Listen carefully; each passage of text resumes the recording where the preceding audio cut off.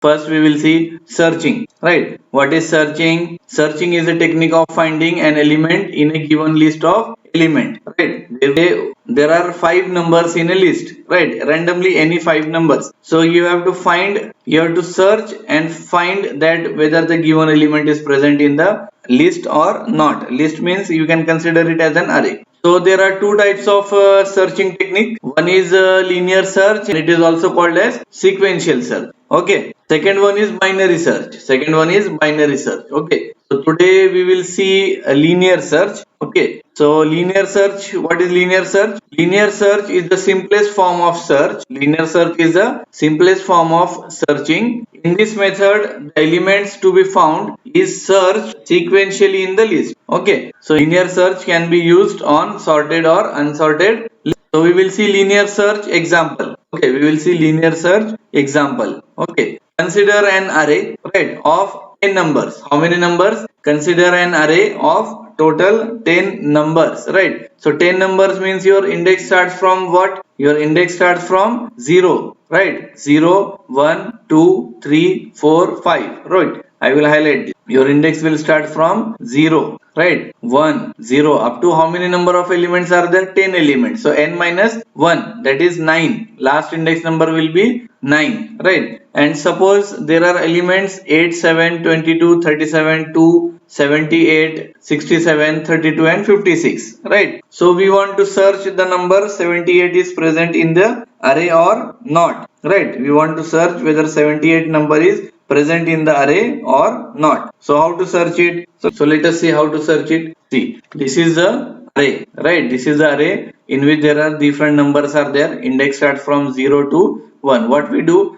Linear search goes on searching in a sequential manner. Linear search goes on searching in a sequential manner, right? Sequential manner means what? One after another, that we will see. One after another means what? Right? So please see here, 78, right? This 78 number, I want to search whether this number is present in the array or not, right? How to do this? Okay, how to do this? We will see. See here, this can be checked by 0th element, right? 0th element means this element, right? This element whether is equal to 78 or not? No, because 0th element is 8 and 8 is not equal to 78. So what we will do? We will move one step further. We will move one step further. So we will check index number 1 element. What is there in at index number 1? 7, which is again not equal to 78. So we will move one index further. Now at index number 2, what is the element at index number 2? Equal to 78. So move further. Index number 3. What is the element at index number 3? 37, which is again not equal to 78, right? We will move one step further. So at index number 4, the element is 2, which is again not equal to 78, right? So we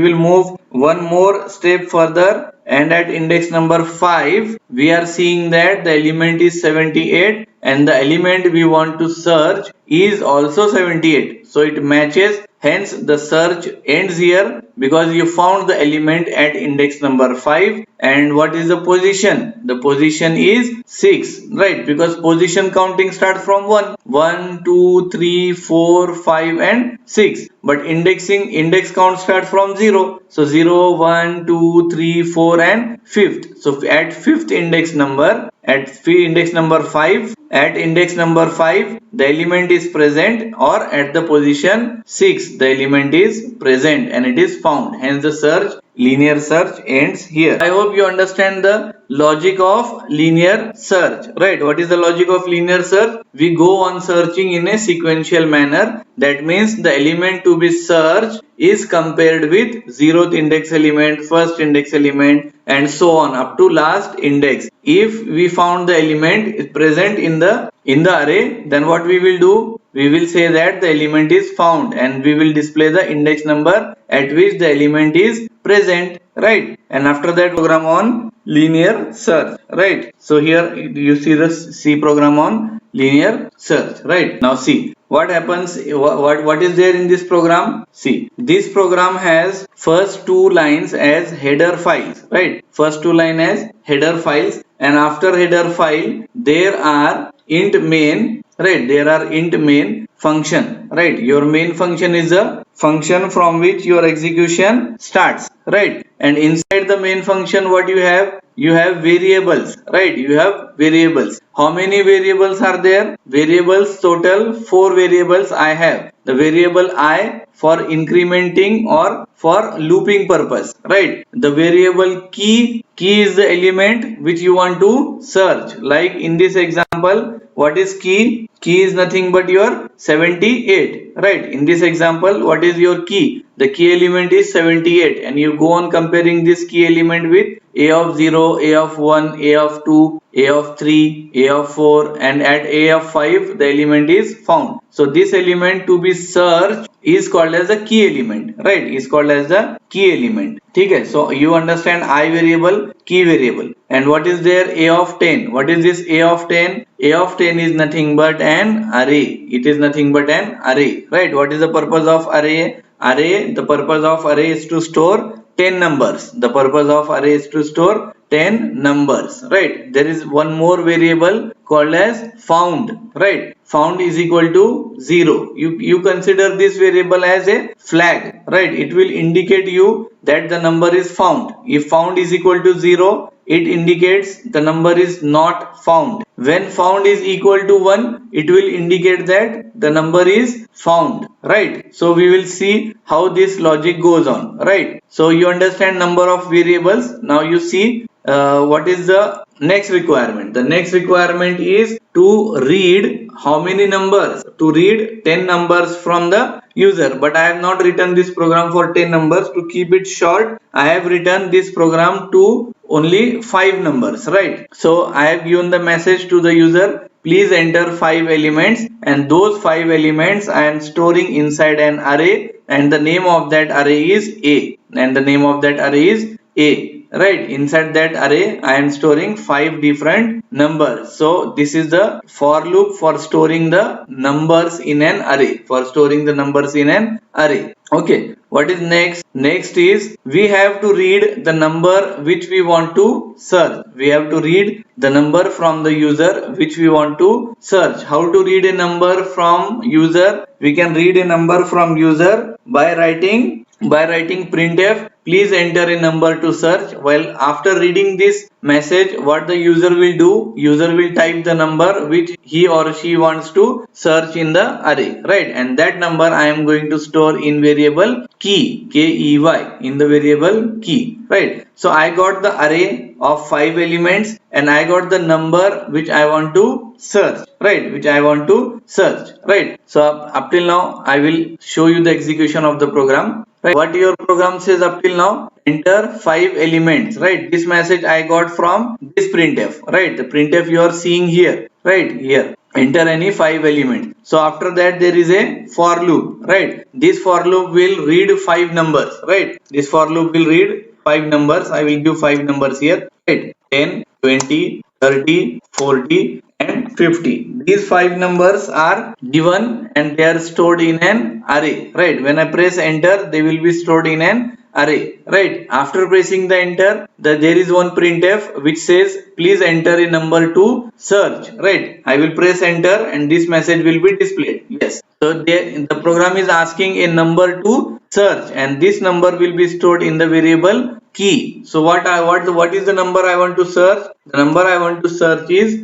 30. The number I want to search is 30, right? So after that, how the program works, let us see. So from here we have to understand how your linear search logic works. So there is a for loop which will work how many times? There is a for loop which will work 5 times, right? Which will work for 5 times, because how many elements your array has? Your array has 5 elements. So we have to search each and every element, right? For example, you again consider this diagram. How many elements are there in this array? Total 10 elements are there. So you require to search each and every element. You don't know your search element is present in the array or not. So you assume that I have to search each and every memory location of the array, right? So it will depend on the size of the array. Rather than size of the array, it will depend on how many elements you have stored in the array, right? In my program, how many elements I have stored in the array? 5 elements. So I will continue this loop for how many times? For 5 times, right? So for each time what I am going to do, I am going to compare key is equal to a of I. Key is equal to a of I. Is it not I am doing it practically here, right? This is the key number and this is a of I. What is the value of I initially? 0. So I am comparing this key element with a of 0, after that a of 1, a of 2, a of 3, a of 4 until the number is found, and at a of 5 the number is found and I stop, right? So the same logic I have written in the C program. I am comparing your key element with a of 0, a of 1, because the value of I will goes on increasing like 0, 1, 2, 3, 4, 5, and at some time your number will be found. When your number is found, then found variable value will be 1. When your number is found, then found variable value will be 1, right? And if your number is found, then no need to continue your loop further. So we have break the loop, right? If the number is not found, then this if will be false and it will not come inside the if, and these two lines will not execute. If the number is not found, then this if will be false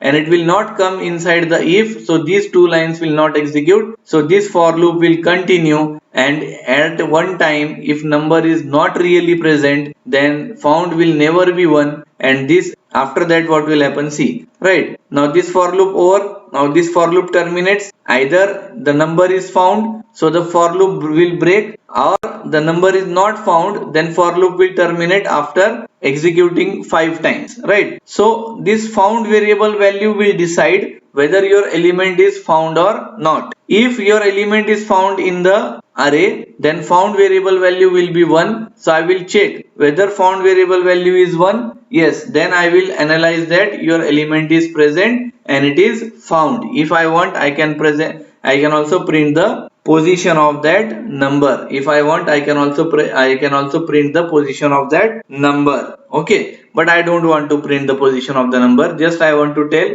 whether your element is found or not. Just I want to tell that whether your element is found or not. So if found equal to 1, this is true, then element is found, else the element is not found, and your program ends here, right? So we will execute the program. So here there are 5 elements, 10, 20, 30, 40 and 50, and the element I want to search is 30. So when I press enter here, the for loop will execute and it will say that element is found, element found, because 30 is present in the array. 30 is present in the array, so it will say that the element found, right?